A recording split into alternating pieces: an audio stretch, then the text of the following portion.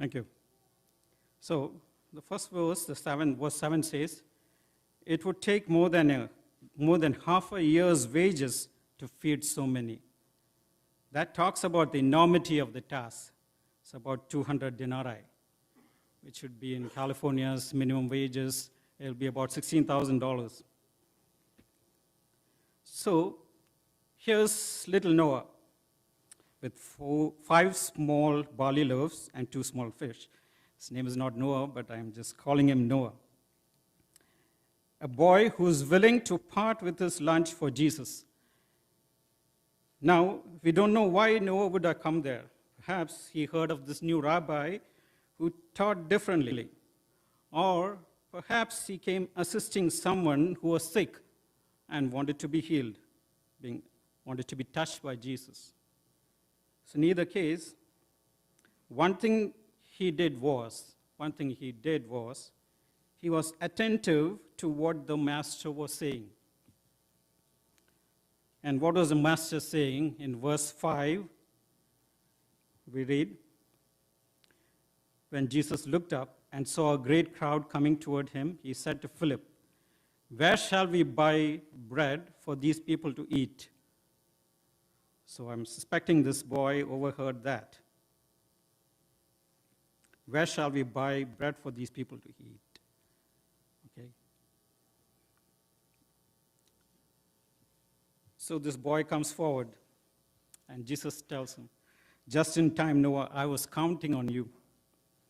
He took the 5 loaves and gave thanks and distributed it. And he did the same with the fish. And we know the rest of the story, that it got multiplied, and they were fed and were satisfied. Now a question to you. What if Noah did not part with his lunch? Would the miracle have happened? Anyone? Would this miracle have happened if the child would not share his lunch? Anyone? Well, verse 6 has the answer. Can somebody read verse 6? He asked this only to test him, for he already had in mind what he was doing. That's the answer. So he already had in mind what he wanted to do. So a miracle would have happened, but it would not have been the 5 loaves and 2 fish. It would have been something else. We know him who with the word of his mouth created the universe, who rained manna from heaven. Nothing is too hard for him, and who brought forth water from the rock and healed the sick. But he rather prefers the child's participation in his work. Here Noah was able to experience the power and presence of the Creator firsthand. His creative power was experienced by Noah. The same would be true with you. The master wants you to bring the resources you have. It may be 5 smooth stones and a slingshot. That is enough for God to fell Goliath. But David did not rely on these resources. He knew from experience who his God is, and that is God will go with him. If you have God in your side, it doesn't matter what you fight with. One thing is clear here. In order to participate in God's ministry, you must first know him. So that ministry starts with you. The resource that you bring for that first ministry is very simple. It is your faith. Your faith is 5 loaves and 2 fish. Your ministry may then advance or change to be his witness, to stand for your faith. You may be praying today for something. Don't expect the result to be what you imagine it will be. 3 friends were asked to give up their faith. And they said, our God is able to deliver. But even if he chooses not to, we will not disown him and worship the image of the king. What was the result? They experienced theophany. or rather Christophany. The pre-incarnate Son of God came and stood in the fire before they were cast into it. All the agony they experienced before was all worth it now. They would never forget meeting God face to face. Our God does not deliver in theoretical situations. He delivers in practical situations. And that's what they experience. So let me give you a challenge, little children. Will you ask God for something specific in your life? Some life situation, some healing you need. Pray to God, quoting a promise from the Bible. Ask God, give me the opportunity to get closer to you with this exercise. And I guarantee you that God will come through for you. What do you prefer? Let me ask you, what do you prefer? The blessing or the giver of blessings? You have heard it being said, God doesn't care about your ability, but only your availability. But let me correct that a bit. God is the one who gives each one various abilities. Will you bring your 5 loaves and 2 fish today to him? And you will be amazed at how he multiplies it. So let me move on to the other story. 1 Samuel chapter 3, verses 1 to 12. Here we read about the call of the little boy Samuel. Samuel was a Levite child.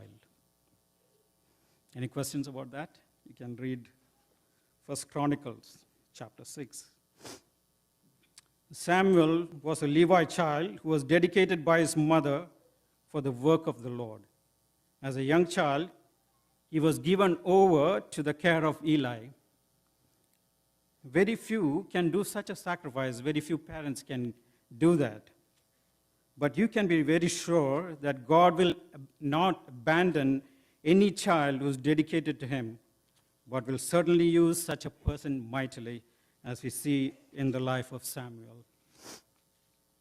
But again, there are a few parents who give their children to ministry when the child receives a call from God.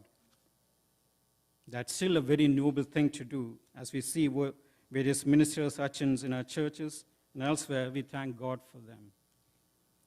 But there are also those who care about bringing up their children in the Word of God and have a family altar at home. They go to church, their children attend Sunday school. In such homes, children at least have some knowledge of who God is. I'm not at all discounting those who don't attend church or do not bring their children to Sunday school. Some of them may have a better standing with God than others do, and that's a fact. But let's focus on where we invest. If we do not invest in our children and their eternity, be sure that the world will invest in them. We all know the example looming large in the news these days. I'm not going to go into the details about that. But we need to get the word into the children before the world gets into them. In verses 4 and 12 in this chapter of Samuel, we see the boy Samuel did not recognize the voice of God 3 times. The reason for that could be, verse 1 says, the word of the Lord was rare those days, and the community is away from the presence of God. That can happen. Or it may be that in Eli's house, there was no talk about the word of God. You know that Eli was his caregiver. Especially when we see the waywardness of his children. Even though Eli had knowledge about God, he did not know him the level that he needs to be known. But God comes through to Samuel. Samuel was able to stick close to this God, and he became one of the greatest prophets in the Old Testament. Since he knew God, he knew the right counsel when there was a conflict, something that needed wise counsel. He had it on his lips because he knew the God of the Bible. Do our children know where to run to when they face a conflict in life, or when they face a challenge? Do our children know where to run to? I say this to our shame, and I'm pointing to myself too. Some of our children take wrong decisions in life, and there seems to be no viable path ahead. Some of them even take drastic steps. Why? Because they haven't seen us resolve issues by first taking our burdens to God in prayer. They haven't seen us going to God in prayer when we face a situation. They haven't seen the way maker in action. And there's no way there is a way maker that can bring about that way. The one who is able to part the Red Sea, the one who is able to bring down the walls of Jericho. Praise be to him. I've seen him work in my parents' life. I've seen him work in my life. My only hope is that I'm able to show him to my children as he really is. Otherwise, I will be a failure myself. 2 points I try to bring to your attention. First one is directed to children. Are you willing to bring your resources to God in order to see him work in your life and thereby letting you get closer to him? Second is directed to parents. Are we pointing our children to the Waymaker, that wonderful counselor, so that they know whom to run into in their troubles of life? Thank you.